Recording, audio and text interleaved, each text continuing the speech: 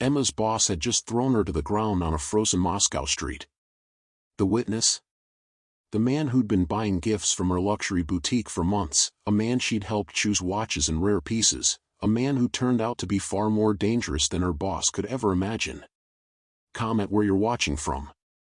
4 months earlier, Mikhail Volkov had walked into Sokolov Fine Jewels looking for a gift for his mother. The boutique was small but respected in Moscow's elite shopping district, tucked between designer stores on Tverskaya Street. Viktor Sokolov, the owner, had assigned his best consultant. Emma Carter had auburn hair that caught the winter light, green eyes that assessed gems with practiced precision, and a quiet strength that came from years of surviving alone in a foreign city. She was 28. A single mother. An American who'd moved to Moscow 3 years ago after her ex-husband disappeared, leaving her with nothing but a toddler and fluent Russian from her college years. Brutally honest in an industry built on lies and inflation. This piece, she told Mikhail that first day, pointing to a sapphire necklace Victor had suggested, is overpriced by about 35%. The clarity is good, but not exceptional. This one, she moved to a different case, has better color, better cut, and costs half as much. Mikhail had studied her. Tall, over 6 feet easily, with dark hair combed back and eyes so cold they looked like polished stone. His coat was custom. Cashmere. The kind that cost more than most people's cars. You just talked yourself out of a bigger commission, he'd said. His Russian was flawless, but he'd noticed her slight American accent. I'd rather feed my daughter, she'd met his gaze directly. Most people in this industry will tell you what you want to hear. I tell you what you need to know. He'd smiled. Actually smiled. American? Does it matter? No. His eyes hadn't left hers. I'll take the one you recommended. After that, he came back. Always for Emma. Never anyone else. A watch for his brother. Earrings for his mother's birthday. A bracelet for a business associate's wife. Sometimes he bought expensive pieces and didn't explain who they were for. Gifts, she assumed. Though she never asked. They talked. Not just about jewelry. About art, he was surprisingly knowledgeable about Russian realism. About books, he read Dostoevsky and Bulgakov, and was amused when she admitted she preferred Hemingway. About the city. He'd grown up in St. Petersburg, but Moscow was his empire now. Emma found herself looking forward to his visits. The way he listened when she explained diamond grading. The way he remembered details she'd mentioned weeks ago. How's your daughter? Still obsessed with ballet? The way he switched to English sometimes, just for her, his accent making even simple words sound dangerous. The way his presence made the cramped boutique feel different. She didn't know what he really did. Didn't know that men in certain circles lowered their eyes when Mikhail Volkov walked past. Didn't know that his energy consulting firm was a carefully maintained front. Didn't know that half the oil flowing through Siberian pipelines answered to him. Didn't know that he'd been coming to the boutique not just for jewelry, but to see her. The night everything changed. October brought freezing rain to Moscow. Cold. Relentless. The kind that made the city feel gray and endless. Emma finished her shift at 9 p.m., locked the boutique's glass door, and stepped into the downpour without an umbrella. Stupid. But the forecast had said snow, not rain, and she'd left her apartment that morning with her daughter's pink scarf wrapped around her neck instead. She ran for the metro entrance 2 blocks away, heels splashing through icy puddles, coat pulled over her head uselessly. Tverskaya Street was quieter at night. Most boutiques closed by 7. The street felt empty except for passing black cars and distant lights. Emma. She turned. Viktor Sokolov stood 20 feet behind her, swaying slightly. Drunk. Very drunk. Her stomach dropped. Mr. Sokolov, I thought you'd gone home. We need to talk. He moved toward her unsteadily. Now. Can this wait until tomorrow? It's pouring. No. He grabbed her arm. Hard. You think I don't know? You think I'm stupid? I don't know what you're talking about. The watch. The €60,000 watch that's missing from my safe. His grip tightened. You're the only one with keys. You closed last night. You did something with those cameras. I didn't touch anything. Emma tried to pull away. Check the footage. Cameras stopped working yesterday. Convenient. He yanked her closer. Rain ran down both their faces. You're paying for that watch. Every single euro. I didn't take it. Victor, let go. Don't lie to me. He shoved her. Emma stumbled backward. Her heel caught on the wet pavement. She went down hard, palms hitting concrete, pain shooting through her wrists. You think you're so smart? Victor snarled, standing over her. Think you're better than me with your American honesty and your perfect English? He kicked her. Actually kicked her, his shoe connecting with her ribs. Emma gasped, curling instinctively. The rain kept falling. The street stayed empty. Victor raised his foot again. Get away from her. The voice was cold. Controlled. Deadly. Emma looked up through wet hair. A figure moved toward them through the rain. Tall. Familiar. Mikhail. He wasn't wearing a suit. Black jeans. Leather jacket. Hair darkening from rain. But his expression. God, his expression. Rage barely leashed behind controlled features. This doesn't concern you, Victor said, but his voice wavered. We're closed. Mikhail didn't respond. He just moved past Victor and dropped to one knee beside Emma. His hands were gentle as he cupped her face, tilting it toward the streetlight. Are you hurt? His voice was different now. Soft. Concerned. Emma, talk to me. I'm okay, she managed. Her ribs ached. Her palms burned. But his hands were warm against her cold face. You're not okay. He looked at Victor. The concern vanished. Pure ice. You just made your last mistake. Listen, buddy, Victor laughed nervously. I don't know who you think you are. I know exactly who I am. Mikhail stood slowly. Rain dripped from his hair, his jacket. The question is whether you're smart enough to understand what happens next. Are you threatening me over some thieving American? I'll call the police. Go ahead. Call them. Mikhail pulled out his phone, made a call himself, spoke in rapid Russian, and hung up. But I don't think you want the FSB looking too closely at your business. The fake certifications you've been selling. The conflict diamonds you moved through Antwerp last year. He tilted his head. Should I continue? Victor went pale. I thought not. Mikhail turned back to Emma and offered his hand. Come with me. I can't just. Yes. You can. He pulled her to her feet gently.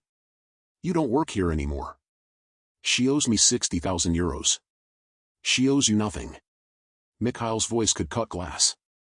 And you'll be hearing from my lawyers about assault charges unless you're very, very quiet. Do you understand? A black Mercedes pulled up. Perfect timing. Two men got out, large and professional, the kind who didn't need to speak to be intimidating. Victor finally understood. His face went from pale to gray. Clean this up, Mikhail said to the men in Russian. Then to Victor in English, if I hear you've contacted her, spoken about her, or come within 100 meters of her, you'll have worse problems than lawyers. Are we clear? Victor nodded mutely. Mikhail guided Emma to the car. She was shaking from shock, cold, and pain. He shrugged off his leather jacket and wrapped it around her shoulders. It was warm from his body heat and smelled like expensive cologne and rain. Where do you live? Near Kolomenskia. But I can take the metro. You're not taking the metro. He climbed in after her. The driver pulled away smoothly. You're coming with me. She should argue. Should insist on going home to her daughter. God, her daughter was with the neighbor. Should ask what the hell just happened. Instead, she pulled his jacket tighter and watched Moscow blur past the window through rain-streaked glass. Mikhail's penthouse overlooking the Moscow River was nothing like she'd imagined. Modern. Severe. Floor-to-ceiling windows. Polished marble floors.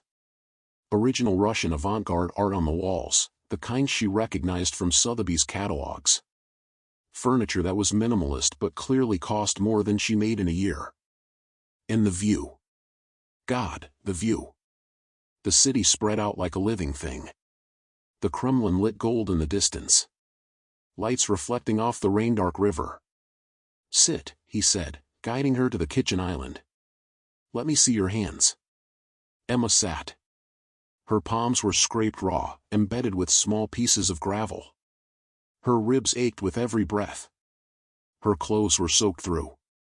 Mikhail returned with a first aid kit. He worked silently, cleaning her palms with gentle precision, removing debris, applying antiseptic.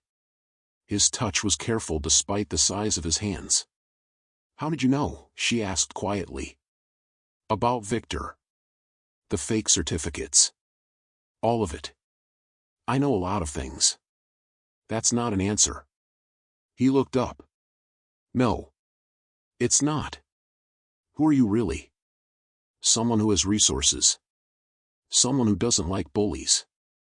He finished bandaging her left palm and started on the right. "Someone who's been watching you be honest in a dishonest industry for 4 months and respects that." "Why were you there tonight?" "I had dinner nearby. Saw what was happening through the car window." He taped the gauze carefully. "You're lucky I saw you." "I know." He set down the tape. "Can you lift your shirt? I need to check your ribs." Emma hesitated, then pulled up the wet fabric. A bruise was already forming, dark purple spreading across her side. Mikhail's jaw tightened. "He'll pay for that." "What does that mean?" "It means Viktor Sokolov just discovered there are consequences for putting his hands on people under my protection." He pulled her shirt back down gently. "Nothing's broken. But you'll be sore for days. Under your protection." She laughed, but it came out shaky. "I don't even know you." "Not really. You know me well enough." He stood. "Guest room is down the hall. Second door. Take a hot shower. There are clothes in the dresser. My sister leaves things here sometimes. They should fit." "Mikhail. We'll talk in the morning. When you're dry and warm and have had sleep." He moved toward the hallway and paused. "You're safe here, Emma. That's a promise." She believed him. Which was insane. But she did. The guest room was beautiful, minimalist like the rest of the penthouse, but warm. The shower was scalding hot, and she stood under it until her skin turned pink and the shaking finally stopped. The clothes in the dresser were expensive and soft. She chose a t-shirt and sweatpants, both too big, and climbed into the most comfortable bed she'd ever felt. She should be terrified. Should be planning her escape. Should be calling the neighbor about her daughter. But exhaustion pulled her under like a wave. Morning came with the smell of coffee and something baking. Emma woke disoriented and aching. It took several seconds to remember where she was. The clock on the nightstand read 8:30. She'd slept for over 10 hours. Her daughter. Panic flared, then she saw her phone on the nightstand, plugged in and charged, with a text from her neighbor. "Sasha is fine. Ate breakfast. Watching cartoons. Take your time." Another text. "A very polite man called at 6 a.m.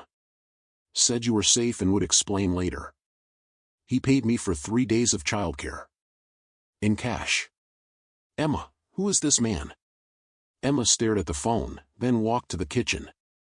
Mikhail was there, dressed impeccably despite the early hour in a dark suit and crisp white shirt, already working on a laptop. Coffee was brewing. Something that looked like French pastries sat on the counter. "How do you feel?" he asked without looking up. "Like I got kicked by a drunk jeweler." That earned a small smile. "Coffee? Please." He poured her a cup, black, the way she'd mentioned she liked it months ago, and pushed the pastries toward her. Eat. Then we talk. They sat at the island. Emma ate a croissant that tasted like heaven, drank coffee that was better than anything she'd ever had, and waited. Your boss, Mikhail said finally. Victor. He won't be a problem anymore. What does that mean? It means the boutique is closed permanently. He's moving to Sochi to live with his brother and rethink his life choices. Emma stared. You can't just, that's not, she stopped. How? I had a conversation with him this morning. Very reasonable. Very clear. He sipped his coffee. He understood that assault charges plus an investigation into his business practices would result in jail time. Or he could retire quietly and never contact you again. Mikhail sipped his coffee. He chose retirement. In one night, you made a man close his business and leave the city. Yes. Who are you? He set down his cup. I'm someone who has resources. Someone who doesn't tolerate certain behaviors. Someone who operates in spaces most people don't acknowledge exist. The truth clicked into place. The expensive gifts he bought without blinking. The way people had sometimes looked at him in the boutique, recognition mixed with caution. The phone call in Russian last night. The men who appeared instantly. You're not just an energy consultant, she said quietly. No. She stopped. Careful. His voice was gentle. Some questions you don't want answers to. Emma should be afraid. Should leave. Should put as much distance as possible between herself and whatever Mikhail Volkov really was. What happens now? She asked instead. That depends. Do you want to go home? I'll make sure you're set up. New job, references. Victor won't bother you. You'll be safe. No obligation. He was giving her an out. Complete honesty and a clean exit. What's the other option? You work for me. Doing what? What you do best. Evaluating jewelry, authentication. I acquire pieces for clients. High-end estate sales, private collections, oligarch divorces. I need someone with your eye. Someone honest. He paused. Someone I trust. You barely know me. I know enough. You could have sold me overpriced pieces for 4 months. Could have inflated values. Could have lied. You never did. That's rare. Emma thought about her apartment near Kolomenskaya. Rent due next week. Debt from her daughter's medical bills last year. No job now. No prospects. No way to stay in Moscow without work. She thought about the way Mikhail had dropped to his knee in the rain. The gentleness of his hands treating her injuries. The fury in his voice when he looked at Victor. Trial period, she said. Trial period. And I want to know what I'm actually doing. No secrets about the business, within reason. And I don't do anything illegal. I authenticate. That's it. Agreed. He extended his hand. Do we have a deal? Emma shook it.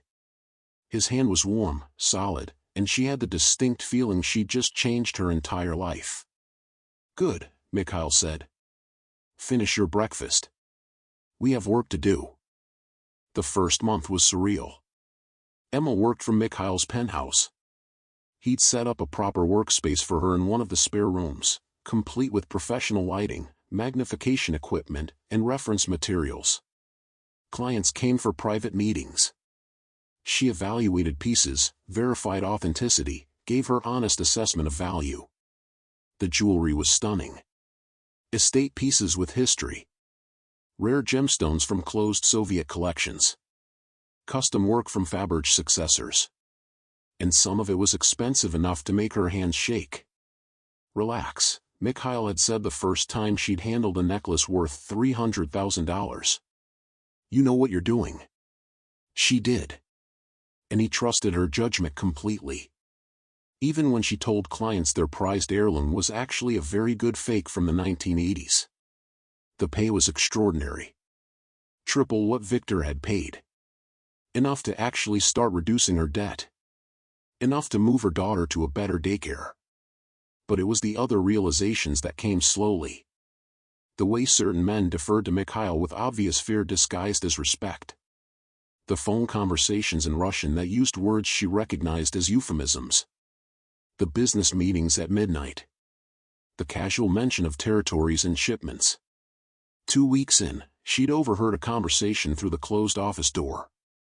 Something about a rival group. About merchandise that needed to disappear for a while. About someone who'd learned their lesson. The pieces fell into place. That evening after the clients left, she confronted him. "You're not just an energy consultant. She stopped. Saying it out loud felt dangerous. Mikhail looked at her steadily. "I told you. Some questions. I think I already know the answer." Silence stretched between them. "If you want to leave," he said finally, "I'll make sure you're set up. Different city if you want. New identity if you need it. You'll be safe. No obligation. She should leave. Should run. Should put 1,000 miles between herself and whatever world Mikhail inhabited. I'm not leaving." Something shifted in his expression. "Why?" "Because you saved me. Because you've been nothing but respectful. Because," she didn't finish. Because I trust you." Which is insane. "But I do." He moved closer. Not touching. Just present. "It is insane. I'm not a good man, Emma. I've done things. Made choices. I can't undo my past. Are you a good man to the people under your protection?" "Yes." "Then that's enough for me." He studied her face like he was memorizing it. "You're either very brave or very foolish. Probably both." "Probably." His hand came up, almost touched her face, then dropped. "This world is complicated. Dangerous.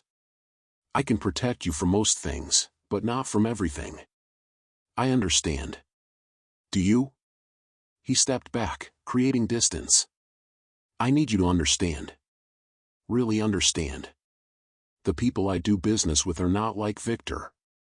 They don't scare easily. They don't forgive mistakes. If they knew you worked for me, knew you mattered," he stopped, "you'd be a target. So we're careful. Nora. I'm not leaving, Mikhail. I'm choosing to stay. Let me make that choice." He looked at her for a long moment, then nodded once. "We're careful." Month 2 brought routine. And with routine came something else. Something that had been building since that first day 4 months ago in the boutique.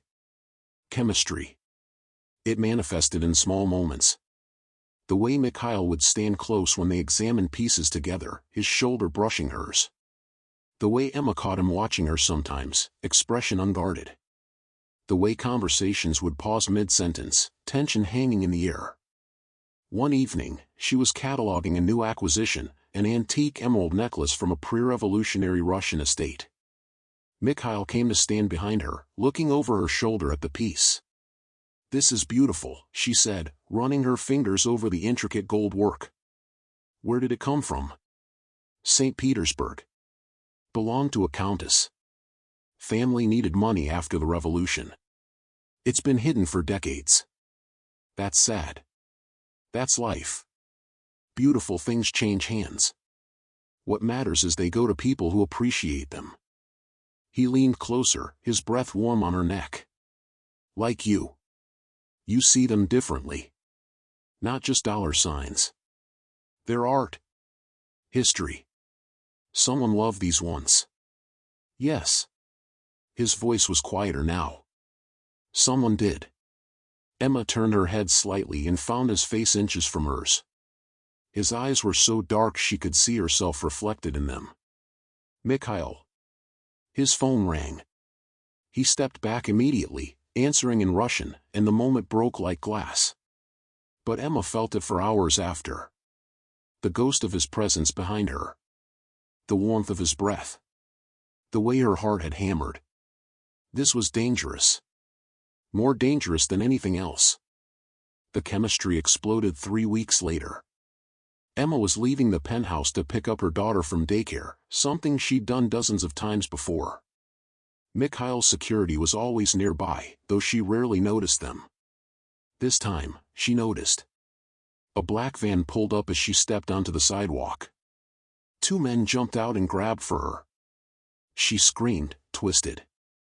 Her self-defense training from college kicked in. Elbow to ribs, foot stomping down. But they were bigger, faster. Gunshots. Not at her. Warning shots. The men froze. Mikhail's security materialized from everywhere. 4 men, all armed, all professional. The would-be kidnappers were on the ground, restrained in seconds. Emma stood there shaking as one of the security team, a man named Dmitri who she'd met a few times, approached carefully. "Miss Carter, are you hurt?" "No, what just happened?" "Someone made a mistake.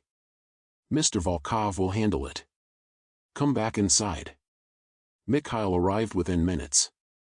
Emma had never seen him like this. Rage barely contained, moving with deadly purpose. He didn't speak to her immediately, just went to where the men were being held and had a conversation in Russian that made even his own men look uncomfortable. Then he came to her and cupped her face in his hands. "Are you hurt? Did they touch you?" "I'm fine. Dmitri and the others." "You were almost taken." His hands tightened slightly. "Because of me. Because someone thought hurting you would hurt me." "Who?" "Your former boss. Victor."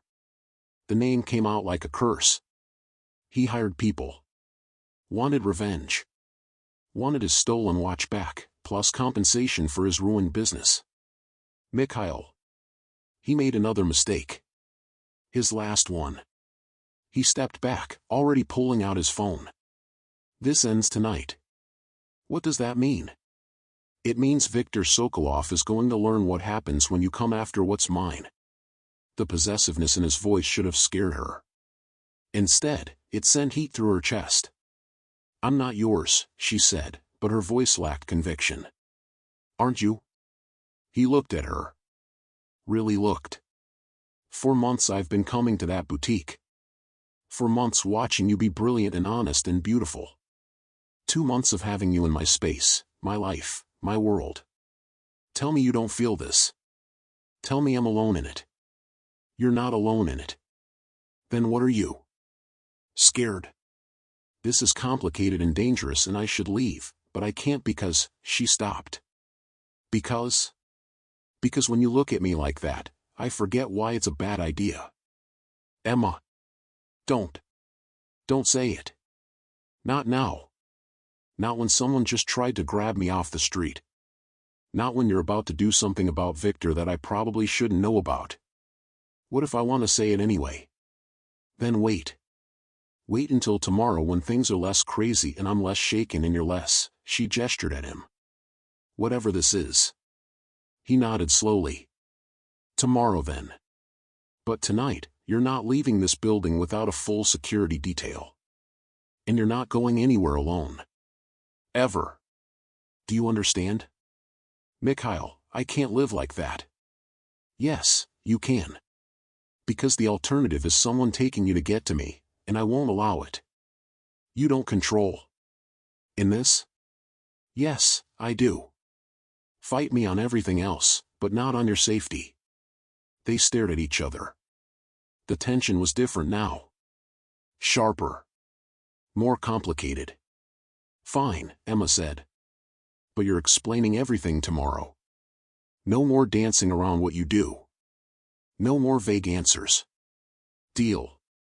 He started to turn away. She caught his wrist. "Mikhail. Thank you for protecting me." "Always," he said, and the promise in his voice made her believe it. Viktor Sokolov was never found. Not officially. He simply disappeared from Sochi, and any investigation went nowhere. Emma didn't ask for details. Didn't want them. But she understood now. Really understood. The world Mikhail inhabited wasn't theoretical anymore. It was concrete, real, dangerous. And she was staying anyway. The next evening, Mikhail cooked dinner. Not catered. Not takeout. Actually cooked. Pelmeni from scratch.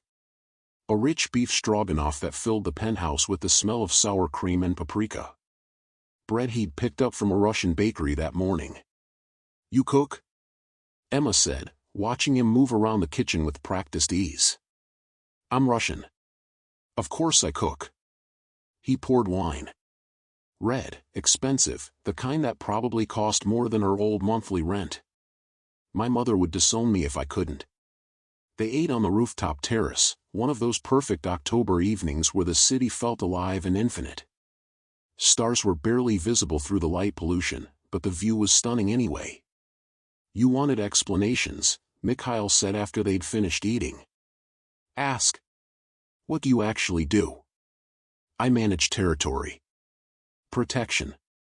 Certain businesses pay for that protection. Energy consulting is real, but it's also cover. We move things that people want moved without official channels.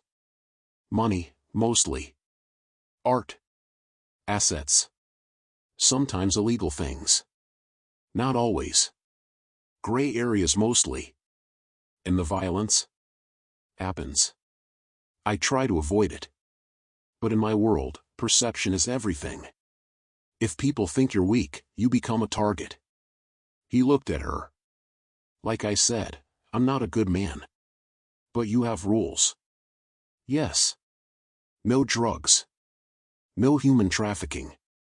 No hurting civilians who aren't involved. No women. No children. Ever. Lines I don't cross." "Why?" "Because I grew up watching what happens when there are no rules. My father," he stopped. "My father had no limits. No code. He hurt people for fun. My sister died because of it. Because he made enemies who came after our family." "How old were you?" 16. She was 12. They grabbed her to send a message. By the time we got her back, it was too late. His hands tightened around his wine glass. "That's why I have rules. Why protection matters. Why I won't let anyone hurt someone under my care. Not ever again." Emma's throat tightened. "I'm sorry." "Don't be sorry. Just understand why I'm like this. Why I reacted the way I did to Victor. To the attempted kidnapping. You're under my protection now. And I keep my promises. Is that all I am? Someone you're protecting? You know it's not. Then what am I?" He set down his glass and turned to face her fully. "You're the woman I think about constantly. The woman who makes me want to be the man you see when you look at me. The woman who walked into my life evaluating diamonds and made me remember there are things worth being honest about." He paused. "The woman I'm falling for despite every reason I shouldn't be." Emma couldn't breathe. "Mikhail. Your turn. What am I to you?" "Complicated. Dangerous. Wrong in every way that should matter." She paused. "And I'm falling too. Despite the danger. Despite not knowing if I can really handle this world. Despite everything." "Are you sure?" He moved closer. "Because once we cross this line, there's no going back. You'll be mine in every way that matters. And I don't share. I don't do casual. I don't do halfway. So be very sure." She should say no. Should keep the professional distance. Should be smart about this. "I'm sure." Mikhail kissed her like he'd been holding back for months. Deep and hungry and intense. His hands in her hair, pulling her closer. Her fingers clutching his shirt, wanting him closer still. The city sprawled below them, oblivious. The stars tried to shine through the light. And Emma forgot every reason this was a bad idea. He pulled back just enough to rest his forehead against hers. If we do this, if we're together, you need to understand what that means. You'll have security everywhere. People will know you matter to me. You'll be a target. And I'll do whatever it takes to keep you safe. Whatever it takes. Do you understand? I understand. And you're still saying yes? I'm still saying yes. He kissed her again, slower this time, thorough, his hands mapping her body over her clothes like he was memorizing the feel of her. Come to bed with me, he said against her mouth. Yes. He led her inside. His bedroom was minimalist like everything else. Huge bed, more windows, art on the walls. He undressed her slowly, reverently, like she was something precious. Beautiful, he murmured against her skin. So beautiful. Emma pulled his shirt over his head and found scars on his chest, his ribs. Some old, some newer. Proof of a violent life. She kissed each one. Emma. His voice was rough. Are you sure? I'm sure. Show me. Show me what it means to be yours. He did.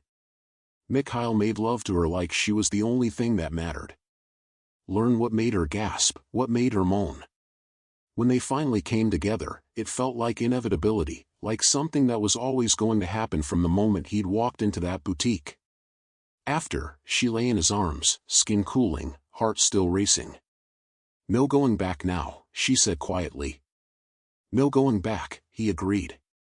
You're mine, and I'm keeping you. She should probably object to the possessiveness, but wrapped in his arms, safe and sated and happy, she found she didn't mind at all. The next 3 months were the strangest and best of Emma's life. She moved into the penthouse officially. Mikhail refused to let her stay near Kolomenskaya after the kidnapping attempt. Her apartment was sublet. Her few belongings integrated into his space. Her daughter, Sasha, had her own room now, decorated in soft pinks and whites, with a view of the river. Emma continued evaluating jewelry and got better at it. She started accompanying Mikhail to actual acquisitions.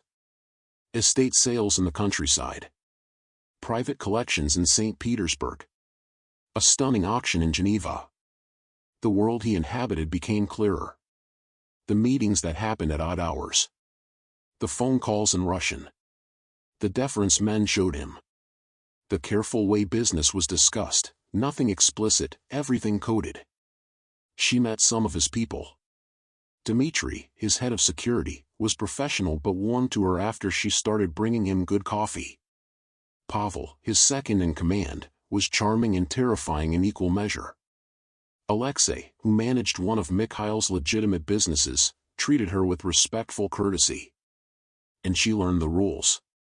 Never ask direct questions in front of others. Never repeat anything she overheard. Keep her phone location on always. Never leave without security. Trust Mikhail's people like she'd trust him. It should have felt suffocating. Instead, it felt like being protected, valued, chosen. Month 4 brought Mikhail's family. My mother wants to meet you, he said one evening over dinner. Emma nearly choked on her wine. Your mother? And my aunts, uncles, cousins, various children. The whole family. He said it casually, but she could see the tension in his shoulders. This is a test. Yes. What happens if I fail? You won't fail. But my mother is traditional. Old school Russian. Family means everything. If she doesn't approve, he stopped.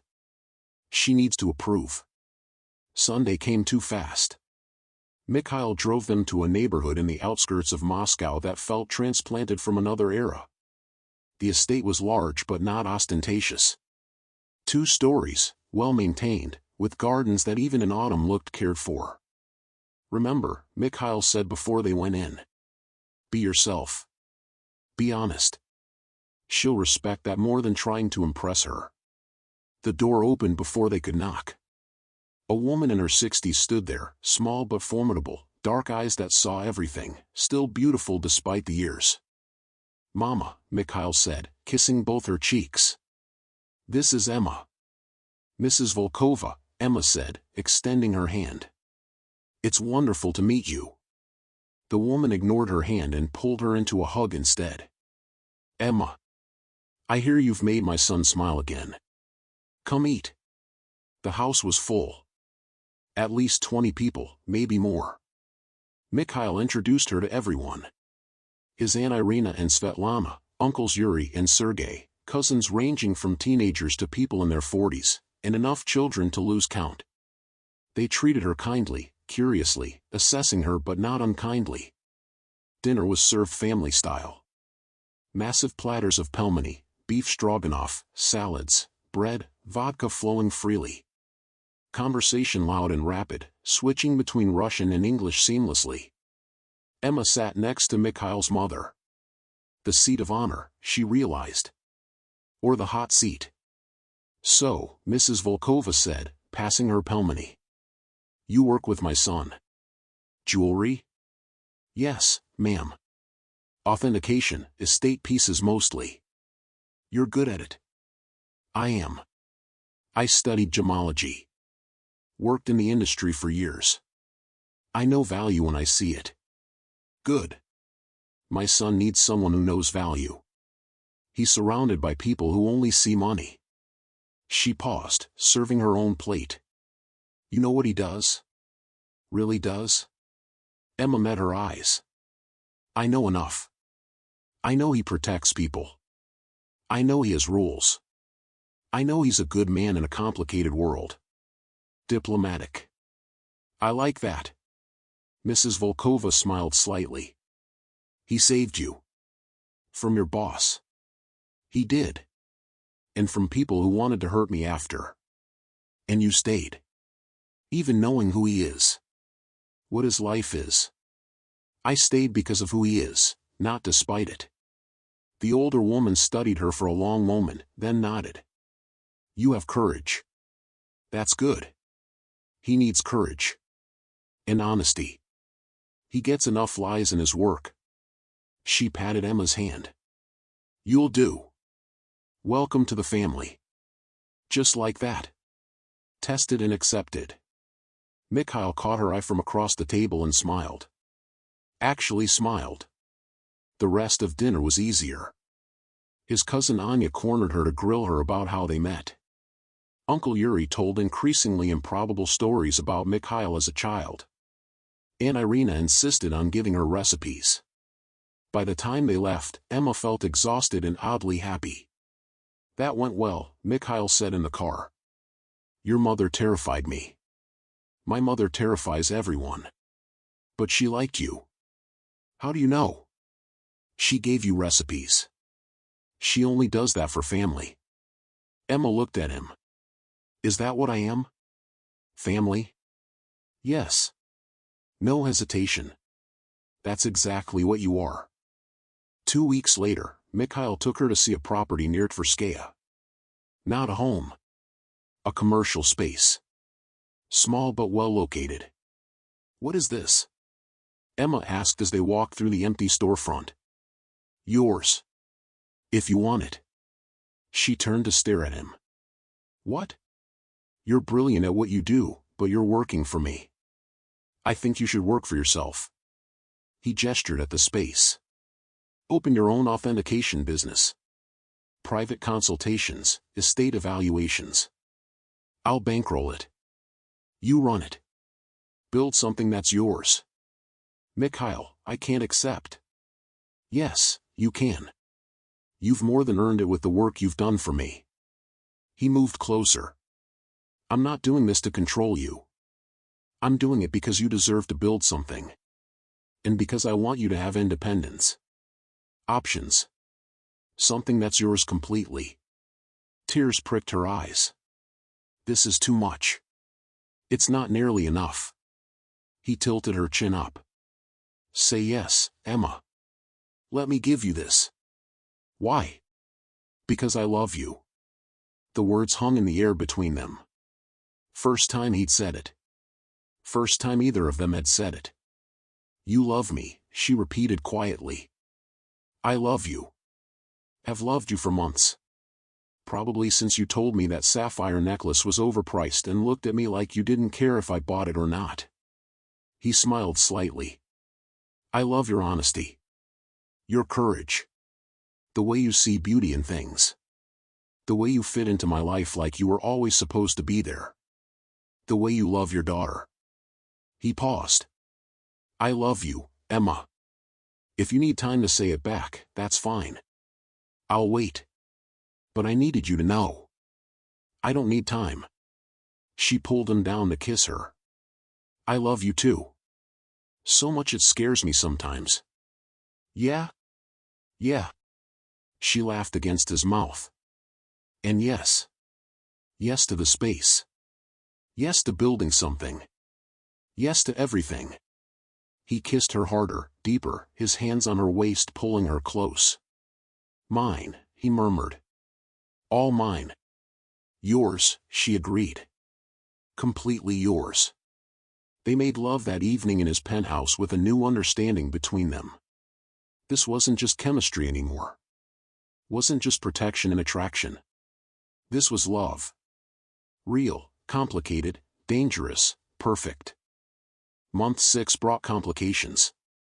A rival group, one Mikhail had mentioned in passing, decided to test boundaries. Small things at first.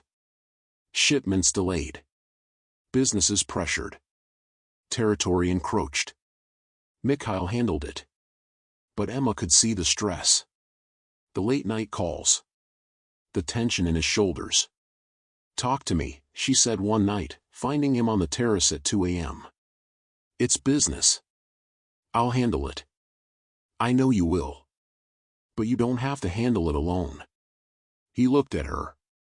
This is the part one didn't want you to see. The part that's not romantic or protective. This is the reality. Constant problems. Constant pressure. Decisions that have consequences. I'm here anyway. You shouldn't be. You should be somewhere safe, normal, with someone who doesn't have enemies. But I'm not. I'm here with you. By choice. She moved to stand next to him. What do you need? Just this. Just you. They stood together in silence, the city breathing below them. 2 days later, the situation escalated. Mikhail had a meeting. Supposedly peaceful. Neutral territory. Just talking. Emma stayed at the penthouse with Dmitri and the security team. She was working on evaluations when her phone rang. Pavel. Miss Carter, there's been an incident. Her blood went cold. What kind of incident? Meeting went bad. Shots fired. Boss is hit. We're bringing him to you now. Can't go to hospital. Can you handle it? Her hand shook, but her voice stayed steady. Yes. What do I need? Pavel rattled off supplies. Emma sent Dmitri to get them, cleared the dining room table, laid out towels, boiled water. Her mind went into emergency mode. All the first aid training from years ago. The medical knowledge she'd picked up from caring for elderly relatives. When they brought Mikhail in, her heart nearly stopped. He was pale, blood soaking through his shirt, but conscious, walking with help. It looks worse than it is, he said, trying to smile. Shut up and sit down. Emma's hands were already cutting away his shirt. Bullet wound to his shoulder. Through and through. Thank God. This is going to hurt. I know. She cleaned the wound. Pavel held Mikhail steady.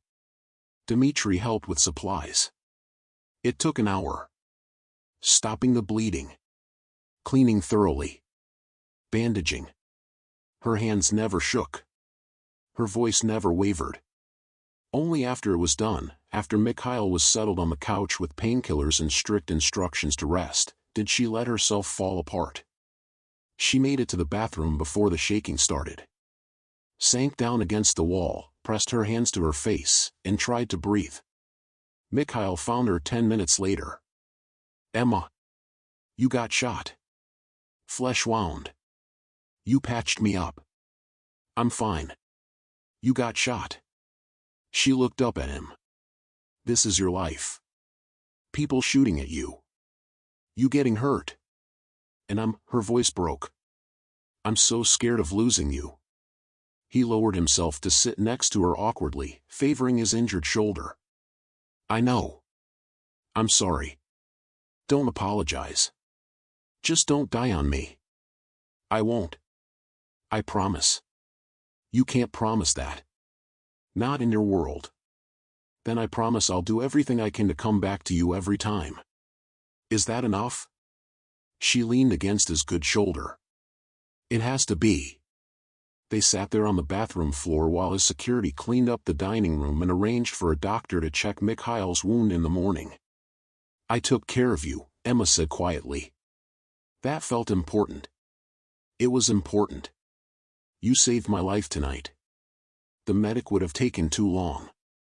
You stopped the bleeding. You kept me stable. He kissed her hair. You're amazing. You know that? I'm terrified. But you didn't let that stop you. That's courage, Emma. She turned to look at him. I love you so much. And I can't imagine my life without you. So don't you dare get shot again. I'll do my best. She kissed him, soft, careful of his injury. Come on. You need rest. I need you. You have me. Always. The rival group problem resolved itself a week later. Emma didn't ask for details. Didn't want them. She just knew that suddenly the pressure lifted, the tension eased, and Mikhail was home more. Month 7 brought Valentine's Day. Mikhail took her to a private rooftop restaurant, closed for just them, the city spread out below, stars actually visible for once. This is beautiful, Emma said, taking in the setup. Candles, flowers, a table set for two. You're beautiful. Mikhail pulled out her chair. I wanted tonight to be special. Dinner was perfect. Course after course of exquisite food. Wine that probably cost more than she used to make in a month. Conversation that flowed easily. Dessert came with a small velvet box. Emma's heart stopped. Mikhail. It's not what you think. Open it. Inside was a necklace. Delicate gold chain. A single emerald. Perfect clarity. Ideal cut. She recognized it immediately. This is from that countess estate. The first piece I evaluated for you. You remembered? Of course I remembered. You said it was the most beautiful emerald you'd ever seen. That it deserved to go to someone who'd appreciate it. He took it from the box. You're that someone, Emma. You appreciate beauty. Create it. Art. This is too much. It's not nearly enough. Let me. He fastened it around her neck. The emerald sat perfectly in the hollow of her throat. Thank you, she whispered. Thank you for staying. For loving me despite everything. For being exactly who you are. They danced after dinner. No music except the city sounds below. Held each other close under the stars. And Emma thought about the woman she'd been 8 months ago. Working for Victor, struggling, scared, never imagining that being thrown to the ground in the rain would lead to this. To love. To safety. To everything. Month 8. Emma's authentication business officially opened. Small ceremony. Just Mikhail, his mother, a few family members. But it felt significant. Real. Carter Authentication and Appraisal, the sign read in both English and Russian. Her space. Her business. Her future. Mikhail stood next to her, arm around her waist. Proud of you. Couldn't have done it without you. Yes, you could have. Eventually. I just accelerated the timeline. That night, after everyone left, after the champagne was drunk and the congratulations accepted, Emma stood in her new space and felt something shift. This was hers. Built on her knowledge. Her skill. Her reputation. Not dependent on Mikhail's money, though he'd funded it. Clients were already booking appointments based on her work. Not defined by his world, though she'd always be part of it. She was still herself. Just more. Mikhail found her standing at the window, looking out at the street. What are you thinking? That 8 months ago I was on the ground in the rain, and now I'm here. It doesn't feel real sometimes. It's real. You're real. This, he gestured at the space, is real. You built this. We built this. No. I wrote a check. You built it. There's a difference. She turned to face him. I love you. You know that. I know. I love you too. I think I want to marry you. Mikhail went very still. What? I think I want to marry you. Emma repeated, her heart hammering. Is that crazy? Too fast? We've only been together 8 months. Yes. Yes, it's too fast. Or yes, you'll marry me. He was smiling now. Actually smiling. I'm supposed to ask you. Traditional. Extremely. Then ask me. He laughed, pulled her close, kissed her thoroughly. Emma Carter, will you marry me? Will you put up with my complicated life and my terrifying mother and my world that's sometimes dangerous and always intense? Will you be my partner in everything? Will you let me spend the rest of my life making sure you're happy and safe and loved? Will you let me be a father to Sasha? Yes. No hesitation. Yes to all of it. Good. He pulled out a small box. Had he been carrying it around? Because I've been waiting for the right moment to give you this. The ring inside was stunning. Emerald cut diamond. Flawless. Perfect color. Simple setting. Elegant. Mikhail. It was my grandmother's. My mother gave it to me 6 months ago. Said she knew when she met you. He took it out and slid it onto her finger. Perfect fit. Said you were the one who'd understand what it means to be part of this family. Who'd be strong enough. Brave enough. I'll try to be. You already are. He kissed her again. And Emma realized that the worst night of her life, being thrown to the ground by her boss, had led to the best thing. To this moment.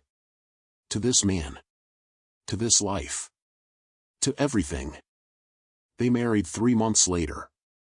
Small ceremony at a historic Orthodox church in Moscow. The priest who'd known Mikhail's family for decades. Emma wore a simple dress. Mikhail wore a tux that made him look devastating. His mother cried. His aunts cried. Even Pavel looked suspiciously emotional. Sasha was the flower girl, taking her job with the utmost seriousness, scattering petals with perfect precision. The reception was loud and long and full of vodka and dancing. Emma met more family. Distant cousins from St. Petersburg. Business associates who were clearly more than that. People from Mikhail's world who treated her with careful respect. But the best moment came late, after most guests had left, when Mikhail pulled her onto the dance floor one more time. Hello, wife, he said. Hello, husband. Any regrets? She thought about it. About the danger. The complications. The world she'd married into. The fact that loving Mikhail meant accepting risk. Accepting darkness alongside light. None, she said honestly. You? Not a single one. He kissed her forehead. You're mine forever now. Forever, she agreed. Completely yours. They danced until the music stopped. Until the lights came up.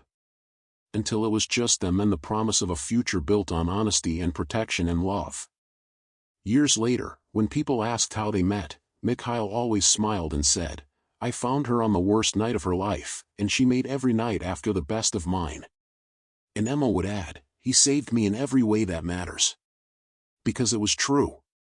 The man who'd knelt in the rain and promised she was safe had kept that promise every day, in every way. And she'd chosen him back every single time. Some love stories start with fairy tales. Emma started with violence and rain and a stranger who turned out to be exactly who she needed.